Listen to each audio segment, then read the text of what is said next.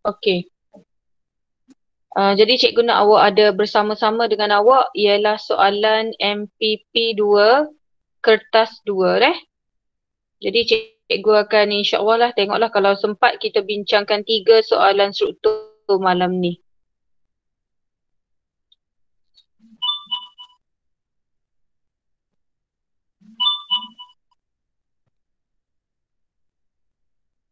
Okey. Kita pergi kepada soalan yang pertama. Okey, nampak slide cikgu? Okey, kalau boleh kita akan ikut skedul kita lah, iaitu Ahad kita akan buat kertas 1. Jadi semalam kita dah buat sehingga soalan 20. Isnin dan Selasa kita akan buat kertas 2. Rabu kita akan buat esei. Rabu esei tu mungkin cikgu bincang esei ataupun mungkin ataupun mungkin cikgu akan minta awak baca buku, tengoklah.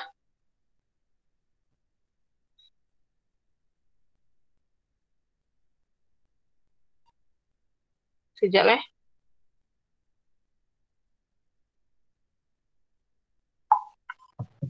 Okey, dan Jumaat Sabtu tu rehatlah. Okey, so kita mulakan macam biasa untuk kertas 2. Awak sesuaikan dengan soalan. Kalau perlu soalan tu guna formula akak, awak guna formula akak Okey, so kita pergi kepada soalan yang pertama. Sebelum cikgu pergi kepada soalan 1, cikgu nak tanya, Farhana nampak tak slide cikgu ni?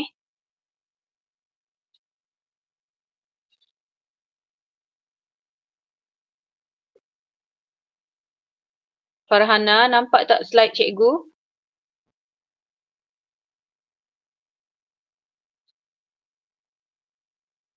Adeline tak masuk lagi. Dia kata dia nampak. Dia nampak. Apa mikrofon dia rosak ke? Tak jadi sebab ya. kelas-kelas lain dia gitu juga. Tak jadi. Ya. Okey. Okey, so kalau nampak bereslah. Okey, kita pergi soalan yang pertama Rajah 1.2 menunjukkan organisasi sel pada manusia dan Rajah 1.1 menunjukkan organisasi sel pada manusia dan Rajah 1.2 menunjukkan sejenis tisu yang dijumpai pada manusia. Rajah 1.1 menunjukkan organisasi. Jadi daripada sel dia jadi A jadi B, B jadi C, C jadi organisma. Okey, jadi daripada sel dia akan jadi tisu, tisu dia akan jadi organ, organ dia akan jadi sistem dan sistem jadi organisma. Okey. Jadi kita pergi kepada soalan A, berdasarkan Rajah 1.1, pada aras organisasi yang mana kita boleh jumpai tisu yang ditunjukkan pada Rajah 1.2. Jadi cikgu rasa mesti ramai jawab A lah sebab dia tengok ni tisu tulang. Okey, sebenarnya salah Okey, kalau tengok memanglah tisu tulang, tapi tisu tulang ni kita jumpa dia di mana? So tisu tulang dijumpai di tulang. Tulang tu membentuk sistem rangka. Jadi jawapan dia aras C. Aras C tu ialah sistem. Okey, cikgu tahu memang ramai yang salah Dia jawab A, tisu. Sebab dia tengok je tisu tulang tu, dia terus jawab aras A. Salah lah sebab dia tanya pada aras organisasi mana kita jumpa benda ni, kita jumpa tisu ni. So ini ialah tisu tulang. Jadi tisu tulang jumpa dekat tulang, tulang membentuk sistem rangka. Jadi jawapan dia aras C. Boleh Okey, seterusnya, soalan seterusnya. Okey, namakan sistem yang terbina daripada tisu. So balik semula kepada yang tadi, sistem rangka. Okey, sistem rangka. Jadi awak kena ingatlah organ utama dalam sistem rangka. Ada juga pelajar jawab tadi organ pun salah juga sebab dia tanya dijumpai di mana. Okey. Okey, kemudian organ utama yang membentuk sistem rangka ialah tulang, rawan, tulang, rawan, ligamen, tendon. Semua ni membentuk sistem rangka. Okey. Dan sebelum cikgu pergi kepada lebih lanjut, cikgu suka nak review, nak ingatan awak. 5 fungsi sistem rangka. Kenapa kita ni kena ada sistem rangka? Yang pertama, sistem rangka memberi bentuk dan sokongan kepada badan. Contoh, katakan awak ni gali-gali tanah, awak jumpa rangka sesuatu. Awak pun cantum-cantum rangka tu, rupa-rupanya rangka tu ikan. Maknanya daripada tulang kita akan dapat bentuk. Macam contoh dinosaur. Orang tak tahu pun rupa dinosaur tu macam mana. Tapi bila dia jumpa tulang, dia cantum-cantumkan, dapatlah bentuk. So keluarlah teori dinosaur macam ni, bentuk dia macam ni. Dinosaur ini bentuk dia macam ni. Okay. Jadi fungsi sistem rangka ialah untuk memberi bentuk dan sokongan kepada badan. Yang kedua, membolehkan manusia dan haiwan bergerak. Sebab bila kita bergerak, otot kita akan mengecut mengendur. Jadi kita boleh bergerak. Dibantu pula ada ligamen dengan tendon. Boleh bergerak. Yang ketiga, melindungi organ dalaman badan seperti jantung, otak dan perut. Okey, so kalau tengkorak melindungi otak. Kalau tulang rusuk ni, okey, melindungi jantung, peparu, hati. Okey, kemudian tulang menyimpan garam mineral. Dalam tulang kita ni boleh menyimpan garam mineral seperti kalsium dan fosforus. Dan dalam tulang ada sum-sum tulang yang warna merah tu menghasilkan sel darah merah. Sebab tu kalau kita kepoh-kepoh tuli air tu, okey, kita kepoh-kepoh tuli air, awak nampak ada warna merah dalam ni kan? Merah tu apa? Itulah sum-sum tulang. Dan kenapa warna merah? Sebab dia menghasilkan sel darah merah. Okey? Soalan seterusnya. Rajah 1.3 menunjukkan 2 jenis vertebra dalam tulang belakang manusia. Okey, ada pelajar dia tak ingat pun. Dia tak ingat pun ke apa dia ni. Okey. Kalau cikgu, kalau dia tanya, sebelum cikgu pergi lebih lanjut tu, tak ada benda lain. Memang soalan ni kita target sebenarnya. Jadi, awak kena tahu vertebra apa dah. Kalau cikgu tengok bentuk dia macam ni. Bentuk dia gini, dia cikgu tengok macam rupa dia tu macam ujung ni macam bentuk S. So cikgu terus saja ingat ini ialah vertebra cervix. Kalau yang ni cikgu tengok dia ni panjang. So bila panjang dan yang ni pun tajam, tak ada benda lain. Mesti vertebra thorax. Sebab apa thorax? Sebab dada. Dia nak buka ni kita punya tulang rusuk ni. So sebab tu dia ni panjang. Ingat gitu. Okey, vertebra cervix, vertebra thorax. Nyatakan 2 perbezaan struktur. Okey, dia nak 2 perbezaan struktur. Jadi awak tak payah tengok nota. Awak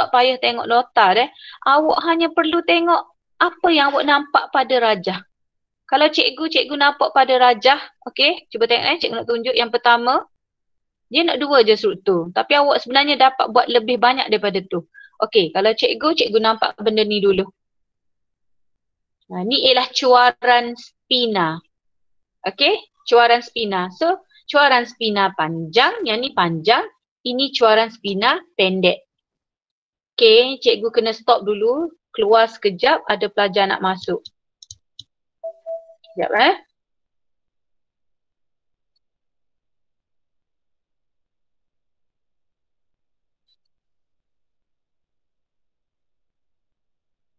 Okey.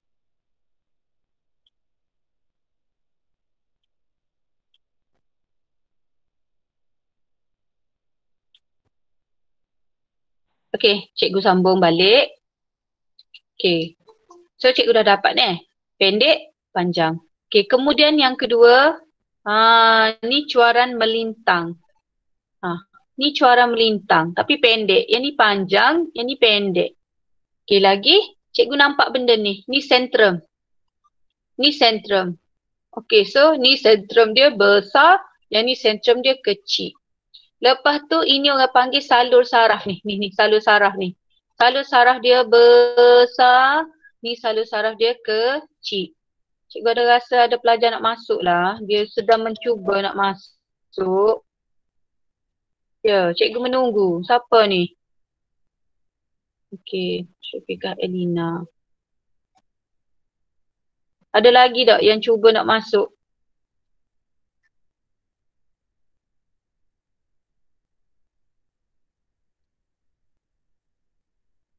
Masya, berjaya dah ke? Tak berjaya lagi ni, asal ni tak ada. Oh, Ju ada yang hari ni.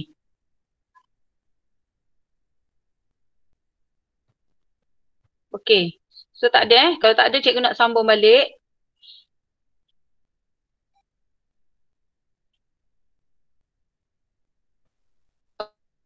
Awak jangan risaulah kalau tak boleh masuk, cikgu rakam benda ni. Tak apa, cikgu rakam So awak kena tengok lah melalui YouTube sebab nanti cikgu akan rakam juga masuk dalam GC. Cuma cikgu tak sempat sebab hari cikgu memang penuh. 3 kelas setiap hari. Okey, so kita sambung balik. Okey, kemudian kemudian awak nampak tak benda ni? Ni yang kecil ni. Ni. Ni ialah salur arteri vertebra. Okey, so kita tengok ni. Apa dia punya perbezaan? Yang pertama, tengok. Okey, vertebra K yang ni. Vertebra cervix, yang ni vertebra thorax. So yang pertama ialah sentrum kecil, sentrum besar. Okey, sentrum kecil, sentrum besar. Lagi, cikgu kata tadi cuaran spina. Okay, yang ni cuaran spina pendek, yang ni cuaran spina panjang. Manakala cuaran melintang, okey, ni cuaran melintang pendek, yang ni cuaran melintang panjang. Lagi, mempunyai salur arteri vertebra ni, dia ada ni. Cikgu kena padam ni, kalau tidak awak tak nampak ni. Okey, cikgu padam sekejap.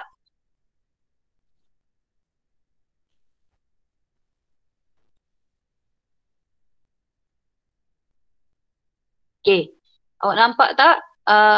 Yang ni, ni, ada ni. Ni, dia ada salur arteri vertebra, yang ni langsung tak ada. Ni bukan ni bukan. Ni bukan, yang ni. Dia ada bulat ni. Ni bulat ni, cikgu warnakan tu. Ni dia ada salur arteri vertebra, yang ni tak ada. Okey. Lagi, mempunyai salur saraf besar ni. Ni, lubang besar tengah ni. Mempunyai salur saraf besar, yang ni mempunyai salur saraf kecil. Jadi dia nak 2 saja, cikgu boleh bagi 1, 2, 3, 4, 5. Sampai 5 perbezaan struktur. Okey, dapat Okey, seterusnya. Rajah 1.4 menunjukkan struktur lengan manusia semasa meluruskan lengan. Okey, nyatakan satu ciri tisu L. Dia ada tanya dah apa tisu L. So awak kena tengok, ni otot, ni tulang. So kalau menghubungkan otot dengan tulang ialah TOT. Menghubungkan otot dengan tulang, TOT. So tendon. Jadi tisu L ialah tendon. Okey, nyatakan satu ciri tendon. Terus saja. Nyatakan satu ciri tendon yang ditunjukkan dalam rajah. Jadi cikgu bagi di sini cara nak ingat. Dia tanya tendon je. Okey, cikgu bagi cara nak ingat Kalau TOT, tendon, TOT. Ni fungsi. Kalau ligamen, LTT. Ni fungsi. LTT ni fungsi menghubungkan tulang dengan tulang.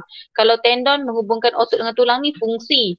Kita nak ciri. So cara nak ingat, awak tengok tendon kuat, ligamen kuat. Memang dua-dua kena kuat. Sebab nanti kita nak lurus lengan, angkat lengan Okey.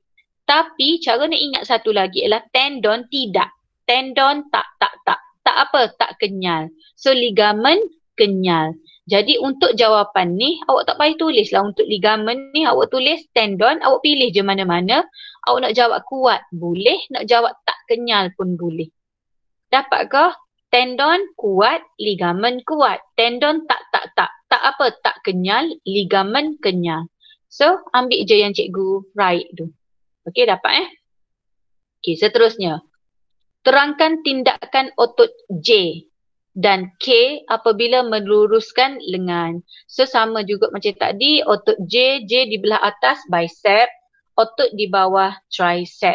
Okey, otot J bicep, otot di bawah tricep. Dia nak meluruskan lengan. So kita fokus kepada lurus lengan. Okey, bila lurus lengan, awak tak perlu, kalau nak hafal pun tak apa. Kalau nak tengok gambar rajah pun boleh. So kalau cikgu suka buat begini. Bila lurus lengan, awak rasa yang bawah ni toko. Awak rasa gemuk je bawah ni toko. So yang bawah ni bila dia gemuk, rasa gemuk, otot tricep mengecut, otot bicep mengendur. Dapat 1 markah baru. Okey, otot tricep mengecut, otot bicep mengendur, 1 markah. Okey. Kalau pelajar yang bagus dia akan bagi tahu kenapa satu kecut satu mengendur. Awak salin je sebab tu cikgu buat gini. Nombor 2. Kerana tindakan otot adalah antagonistik. Kerana tindakan otot adalah antagonistik. Dapat 1 markah lagi. Okey. Kemudian terhasil daya tarikan. Terhasil daya tarikan pindah kepada otot tricep. Daya tarikan dihasilkan pada otot tricep dan dipindahkan kepada tendon. Sorry cikgu ulang balik. Daya tarikan dihasilkan oleh otot tricep sebab otot tricep yang mengecut. Daya tarikan terhasil dan pindah kepada tendon. Nak tulis macam tu pun tak apa. Daya tarikan dihasilkan pindah kepada tendon. Cikgu suka buat macam ni. Tarik tendon. Daya tarik terhasil dipindah kepada siapa? Kepada tendon. Tarik tendon. Menyebabkan awak nak lurus lengan kan? Bila awak nak lurus lengan, awak nak turun lengan ke bawah. Maka ulna ditarik ke bawah, lengan diluruskan. Kalau tarik ke atas, radius. Yes. Radius. Kalau nak ke bawah, ulna ditarik ke bawah, lengan diluruskan. Dapat 1 markah lagi. Sini pun 1 markah juga. Cikgu ulang sekali lagi. Otot tricep mengecut, bicep mengendur. Kerana tindakan otot adalah berantagonistik. Tarik tendon. Daya tarik terhasil pindah kepada tendon. Menyebabkan sebab bila kita nak ke bawah, ulna ditarik ke bawah, lengan diluruskan. Okey, dapat Okey, seterusnya. Namakan sendi M dan sendi N. So, tengok sini. Oh, sendi M. Bila sendi M, awak pun buatlah untuk diri awak sendiri. So, boleh putar ke semua arah. So, sendi M ialah sendi lesung. Sendi N, okey, sendi N 1 arah sahaja. Sendi engsel. Terangkan pergerakan sendi tersebut. Terang je lah. Kalau sendi sendi lesung, membenarkan pergerakan pada semua satah atau arah. Okey, awak boleh buat pergerakan semua arah 360 darjah. Kalau sendi N, membenarkan pergerakan satu satah atau satu arah sahaja. Boleh beza awak ingat engsel pintu. Pintu kan dia boleh buka ke luar ke dalam. So satu arah sahaja. Okey. Okey, soalan 2 ni lebih kurang sama dengan soalan trial kita. Rajah 2.1 menunjukkan sejenis sebatian organik molekul A. Dia tak cakap molekul apa, tapi cikgu nampak sini, oh ni satu. Okey, ni ada macam ekor gedek-gedek-gedek. So apa dia? Macam ni, lepas tu ada ni, ada gini. Okey, so macam gini ke? Jadi ini ialah satu molekul A. Molekul A apa? Molekul trigliserida atau lipid. Okey, satu molekul A itu ialah satu molekul trigliserida atau lipid. Namakan struktur I, X dan Y. So awak nampak dah X ni satu. So bila satu kat satu molekul glycerol. Okey, ni ada 3, 1, 2, 3. So Y ialah 3 molekul asid lemak. Dapat lebih kurang sama dengan trial Kelantan baru ni. Okey, seterusnya. Terangkan proses pembentukan. Oh, kalau cikgu jadi awak, cikgu nampak dah. Oh, nak bentuk. Satu lagi nak pecah. Okey, so macam biasa, apa proses bentuk? Kondensasi. Okey, kenapa boleh kondensasi boleh bentuk? Cakaplah satu molekul glycerol akan bergabung dengan 3 molekul asid lemak. Dia perlu air ke tak? Dia tak sedia air. Singkir satu molekul air. Kesan akibat dia? Terbentuklah trigliserida. Ingat, 1 campur 3, 1 glycerol campur dengan 3 asid lemak membentuk jadi stokor. Stokor ke apa? Trigliserida. Proses stokor nak jadi stokor tu kondensasi. Dia singkir air. Okey. Kalau air pecah. Cikgu kata dah ke, lisis. So, hydrolysis. Stokor, kita nak pecah. So, stokor benda tu kita ada dah, kita nak pecah. Pecah kepada apa? Pecah kepada, kita kena ayat lah, pecah kepada 1 glycerol dan 3 asid lemak. Perlu air ke tak? Nama lagi hydrolysis. Nak pecah kena ada air. So, perlu penambahan molekul air. So, jadi apa? Jadilah trigliserida dipecahkan. Deh. Okey, kalau ingat balik trial Kelantan, cikgu ada buat macam ni ke? Nah, ni nampak ni kondensasi. 1 campur 3. Okey, dibentuk jadi stokor. Stokor apa? Trigliserida. Perlu air ke tak? Tak say. Okey, sebab kondensasi. Tapi kalau hidrolisis, stokor nak pecah. Tengok anak panah ni, nak pecah.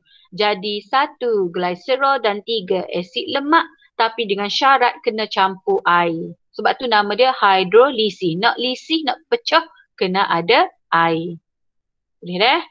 Harap-harap kalau naik SPM tahun ni boleh buat lah. Okey, seterusnya. Rajah 2.2 menunjukkan 2 jenis makanan, minyak kelapa dan minyak bunga matahari.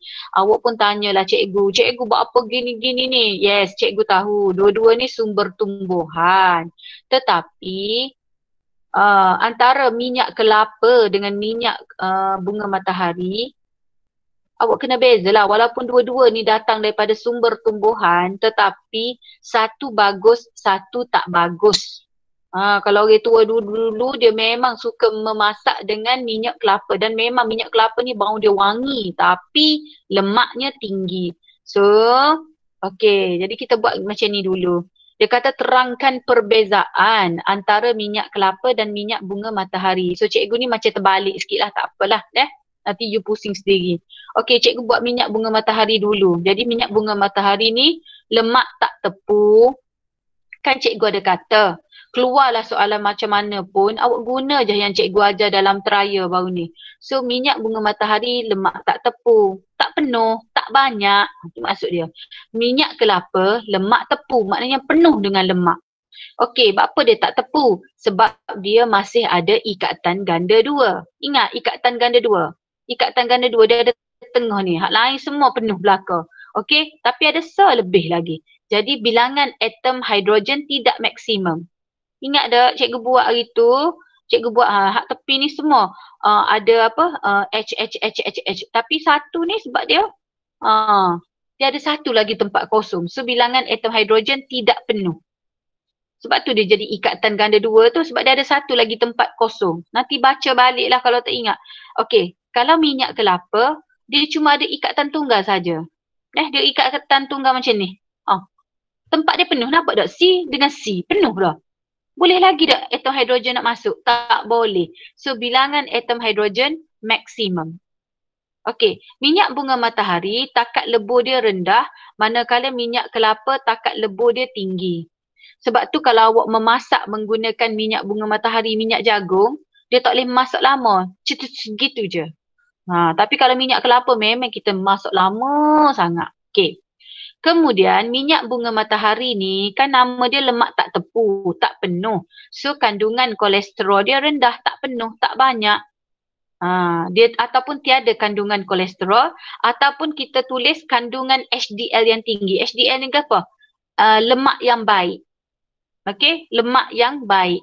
Okey, kalau tak erti tak usah tulis dulu lagi. Tulis je kandungan kolesterol rendah. Okey, kalau minyak kelapa, kandungan kolesterol dia tinggi. Kandungan LDL, dia kalau lemak jahat kita panggil LDL. Kalau lemak baik, HDL. Baik tak usah tulis kalau tak ingat deh. Kalau tak ingat tak usah tulis. Tulis je minyak bunga matahari kandungan kolesterol rendah. Minyak kelapa kandungan kolesterol tinggi. Terus dapat markah. Okay, dapat sama je dengan periksa bawah ni. Okey. Okey, yang ni panjang sikit lah. So kita kena baca. Penyakit Crohn pula menyebabkan penyakit Crohn pula menyebabkan keradangan pada lapisan saluran pencernaan yang boleh merebak jauh ke dalam tisu yang terjejas. Keradangan boleh melibatkan kawasan yang berbeza dari saluran penghadaman, iaitu di bahagian usus besar, usus kecil. Maknanya ada macam radang. Radang ni macam merah-merah, benanoh, luka pada usus besar, usus kecil. Rawatan yang dilakukan hanyalah untuk meredakan gejala yang muncul atau untuk mencegah daripada kembali berulang, selain untuk mengurangkan risiko komplikasi yang mungkin terjadi. Jika rawatan yang dilakukan untuk meringankan gejala radang usus tidak boleh membantu, maka terpaksalah lakukan prosedur pembedahan. Pernyataan di atas adalah mengenai penyakit Crohn yang dihidapi oleh Encik Z. Encik Z. Keadaan beliau semakin merosot dari sehari ke sehari. Doktornya mencadangkan rawatan yang melibatkan pembedahan. Tengok, di sini dah beri kata kunci dah ni. Melibatkan pembedahan untuk membuang sebahagian daripada usus kecil. Berdasarkan pengetahuan biologi anda, terangkan akibat pembuangan usus kecil terhadap pencernaan dan penyerapan lipid. Maknanya awak ada dua benda di sini. Awak nak kena terangkan terhadap pencernaan lipid. Awak nak kena terangkan penyerapan lipid. Awak dah buang separuh daripada usus kecil. Okey, so usus kecil ni untuk penyerapan makanan tercerna ke? Nak serap karbohidrat, nak serap glukosa, nak serap asid amino, nak serap lipid. Tetapi sekarang kita buang separuh daripada usus kecil dia. Jadi dia tanya terus, soalan ni direct. Dia tanya macam mana dengan pencernaan lipid, macam mana dengan penyerapan lipid. So tengok jawapan, kita jawab hak ni dulu, pencernaan lipid dulu. Pencernaan lipid kepada asid lemak dan glycerol tidak lengkap. Nak cerna lagu mana? Usus kecil buang dah. Okey. Sebab apa? Sebab bila dah buang, separuh dah tak ada. Kita katalah sebab apa tak lengkap pencernaan lipid? Kerana jumlah luas permukaan usus kecil telah berkurang. Dia cerna tetapi dia cerna tak lengkap. Nak cerna ke apa? Kena royaklah cerna lipid kepada asid lemak dan glycerol. Ingat deh, lipase mencernakan lipid kepada asid lemak dan glycerol. Tapi bila awak dah buang usus kecil awak, maka dia boleh cerna. Tetapi cerna lipid kepada asid lemak dan glycerol tak lengkap. Kenapa? Sebab jumlah luas permukaan sudah berkurang. Okey? Itu yang pertama. Yang kedua, nak serap. Nak serap lagu mana? Okey, kita katalah penyerapan asid lemak dan glycerol sebab awak dah cerna dah tadi. Awak dah cerna, awak kena sebut benda ni lah. Penyerapan asid lemak dan glycerol ke dalam sel epitelium berkurang. So bila berkurang, kurang jugalah titisan halus lipid yang terbentuk yang akan meresap masuk ke dalam laktil untuk dihantar ke sel-sel badan. Okey, ada pelajar tanya ke apalah cikgu royak. Okey, so kita back balik. Ingat balik hari tu, ni sel epitelium. Nampak tak sel epitelium ni sangat-sangat nipis setebal satu sel. Okey, jadi apa sahaja yang awak makan, glukosa mudah meresap masuk. Sebab dia nipis ke? Mudah. Cik kata dah, nipis untuk mudah. Glukosa yang awak makan mudah meresap masuk. Okey, kemudian awak makan apa lagi? Asid amino. Okey, mudah meresap masuk. Okey, lagi asid lemak mudah meresap masuk. Okey, lagi glycerol mudah meresap masuk. Kenapa? Sebab lapisan epitelium nipis setebal satu sel. Dan semua bahan-bahan ni meresap masuk secara gapas, malai bincang dah ke satu secara resapan ringkas. Okey, dia mudah meresap masuk secara resapan ringkas. Okey, bila dah masuk, barulah dia berbeza-beza. Kalau glukosa dan asid amino, dia akan masuk ke dalam kapilari darah. Kalau asid lemak dan glycerol, bila dia masuk, dia akan bergabung balik.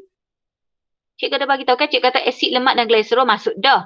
Tapi bila dah masuk, dia akan berpadu balik. Dia bergabung balik jadi titisan halus lipid. Bila dah jadi titisan halus lipid, barulah dia boleh masuk dalam laktil dan laktil akan bawa keluar. Boleh. Jadi kita back balik tadi kepada soalan tadi, cikgu jawab tadi. Cuba tengok balik. Cikgu jawab, cikgu kata, penyerapan asid lemak dan glycerol ke dalam epitelium, sel epitelium, jadi berkurang lah. Sebab awak dah buang separuh dah usus kecil awak. So bila kurang jugalah asid lemak dan glycerol yang berpadu menjadi titisan halus lipid.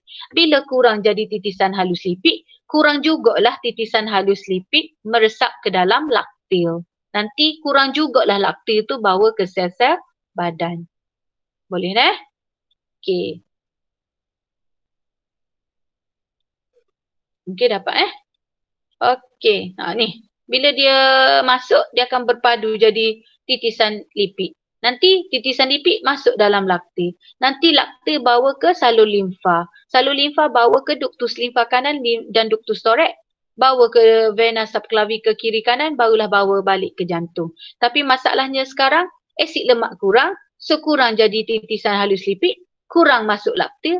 Kurang pergi ke salur limfa. Kurang. Boleh Okey, kita pergi soalan nombor 2. Oh, soalan nombor 3 dah. Okey.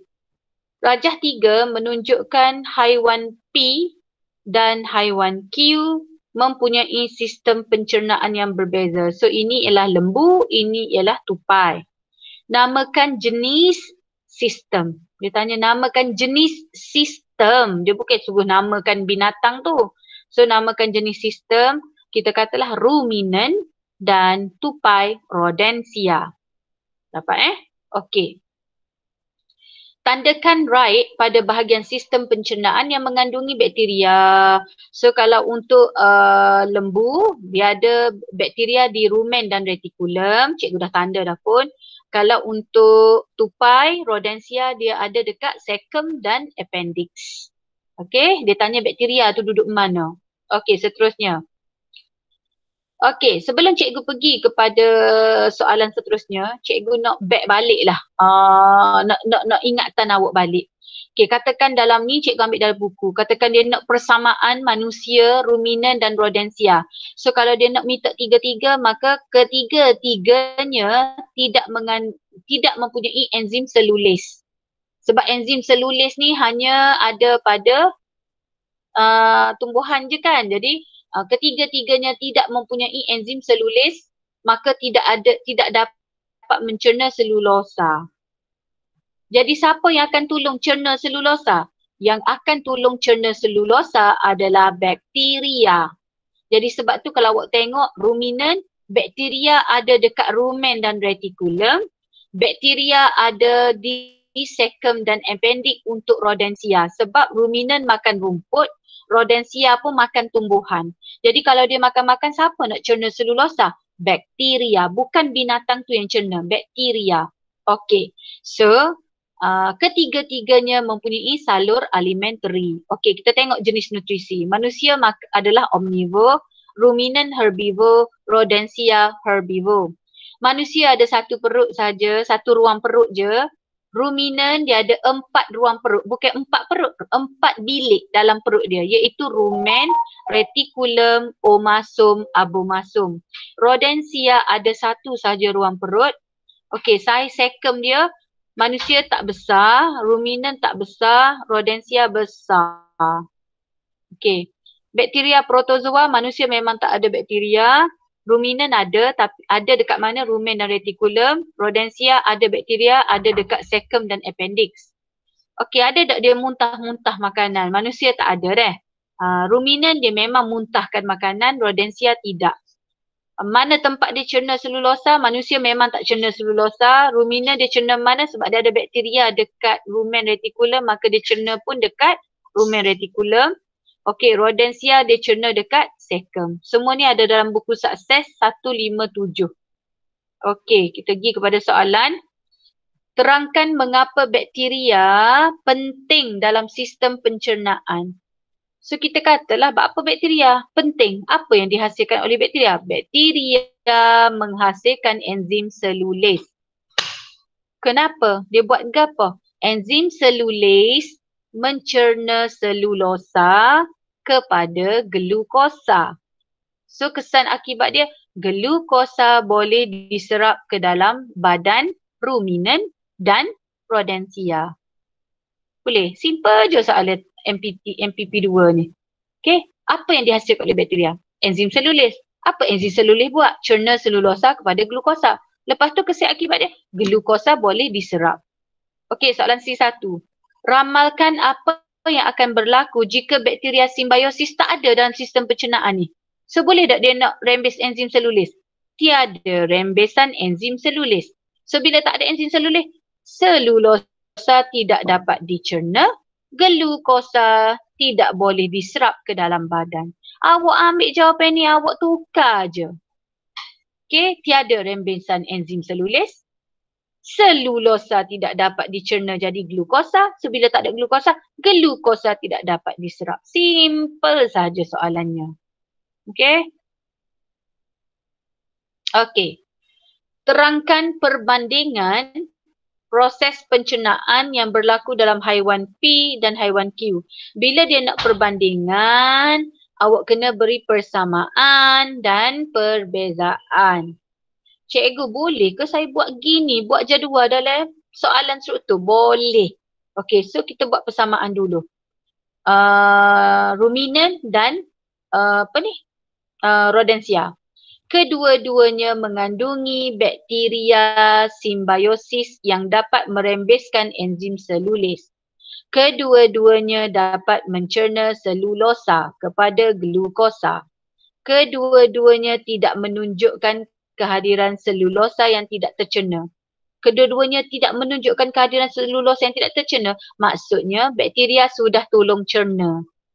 Tu maksud dia. Ayat yang ketiga ni maksud dia bakteria sudah tolong cerna. So tak adalah selulosa yang tak cerna. Semua sudah dicerna. Boleh? Okey. Beza dia. Kalau ruminant, selulosa dicerna di rumen dan retikulum. Kalau rodensia, selulosa dicerna di cecum atau appendix. Okey. Kalau ruminant melibatkan peruminatan. Apa dia peruminatan ni? Iaitu makanan yang dia kunyah separa. Dia kunyah dah tapi dia kunyah telai. Dimuntahkan semula ke mulut untuk dikisar semula. Dia macam ni dah kalau lembu ni dah. Dia kan ada 4 ruang perut. So mula-mula dia makan rumput, dia akan makan, dia telan pergi ke rumen, retikulum. Kemudian retikulum dia muntahkan balik rumput. Okey macam ni. Awak pernah tengok lembu ke? Lembu kalau dia makan, awak cuba awak tengok. Dia ragut rumput tu ke? Dia makan rumput tu, makan. Awak pernah tak terfikir bila dia kunyah? So masa dia makan rumput tu, dia akan makan rumput terus telan masuk dalam rumen, terus pergi ke retikulum. Dia makan terus telan pergi ke rumen retikulum. Makan rumen retikulum. Makan telan rumen retikulum. Bila dia duduk saja, dia duduk bawah pokok ke, dia duduk saja, cuba awak tengok mulut dia mengunyah balik. Kenapa mulut dia mengunyah? Sebab bila dia duduk saja, daripada retikulum tadi dia akan muntahkan balik pergi ke mulut kunyah betul masa dia duduk saja tadi, mulut kunyah, barulah dia telan pergi ke omasum, abomasum. Faham ke tak? So cikgu baca balik dah. Rumen, retikulum, muntahkan balik pergi ke mulut, telan semula pergi ke omasum, abomasum. Boleh tak kita nak buat macam tu? Kita makan nasi jangan kunyah, kita telan. Lepas tu bila kita duduk saja kita muntahkan balik, barulah kita kunyah balik. Tak boleh. Okey, so kalau jenis macam tu kita panggil peruminatan. Okey? Okey, manakala rodensia pula melibatkan penginjesan semula tinja kali pertama. Maknanya macam ni. Dia makan, dia berok. Tahi dia tu masih ada selulosa lagi. So, tahi dia yang dia berok tu masih ada selulosa, maka rodensia akan makan balik tahi dia. Sebab tu dia kata melibatkan makan balik. Penginjesan ni maksud dia makan balik semula tinja kali pertama. Maksudnya dia makan, dia proses tapi tak cerna pun habis. So dia pun berok. Jadi tahi dia tu masih ada selulosa yang belum dicerna sepenuhnya. Jadi bila masih lagi ada selulosa, dia akan makan balik tahi dia dan barulah dia proses betul-betul. Dan tahi yang kedua dia adalah tahi keras. Tahi pertama dia tu cair, tahi kedua dia terkeras dah. Okay, so kita panggil penginjesan semula. Kalau lembu, kita panggil peruminatan. Okay, jelas Okay. Soalan D. Bagi meningkatkan sumber makanan protein negara, ni yang dalam 3-4 tahun ni lah. Okay. Kementerian Pertanian menggalakkan penternakan haiwan P tu lembu, secara feedlot. Dia learn ni ada macam-macam kursus dah. Kursus penternakan lembu, kambing, biri-biri secara feedlot. Kalau awak pergi ke mana tak silap cikgu, Jeram Mengaji ke? Yang dekat tu, yang ada orang kata tempat tu comel. Sebelum pergi tu ada tempat luas lembu. Tu salah satu contoh penternakan lembu secara feedlot. Okay? Terangkan bagaimana konsep pemakanan haiwan P tersebut berbanding ternakan secara tradisional. Okey, kalau awak tengok sini, kalau penternakan feedlot, maksud dia feed. Beri makan feed. Feed tu beri makan kan? Kita beri makan lembu tu benda-benda yang terbaik sahaja. So bila awak beri makan benda-benda yang terbaik, maka hasil dia pun daging dia banyak, susu pun banyak. Okey, so kita tengok deh. Apa konsep dia? Haiwan P atau ruminant dibekalkan dengan makanan yang berkualiti. Feed tu makan, memberi makan. Okey. Kenapa dengan makanan berkualiti tu? Kita katalah makanan berkualiti mengandungi protein, mineral, vitamin dan air yang mencukupi. Contoh makanan yang diberi ialah buah kelapa sawit, jerami padi. Ingat tak yang cikgu naikkan soalan Raya Kelantan tu? Ada gambar jerami padi. Orang buat gitulah lah ni. Okey, sabut kelapa dan keledek. So kesan akibat dia, haiwan P lembu tu akan bertumbuh dan matang dalam masa yang singkat. Kalau pelajar yang bagus dia akan tambah lagi. Dengan mempunyai daging yang banyak, susu yang banyak dan berkualiti. Okey. Okey, so cikgu janji tadi sampai soalan 3. InsyaAllah kita sambung soalan esok, soalan 4 dan 5.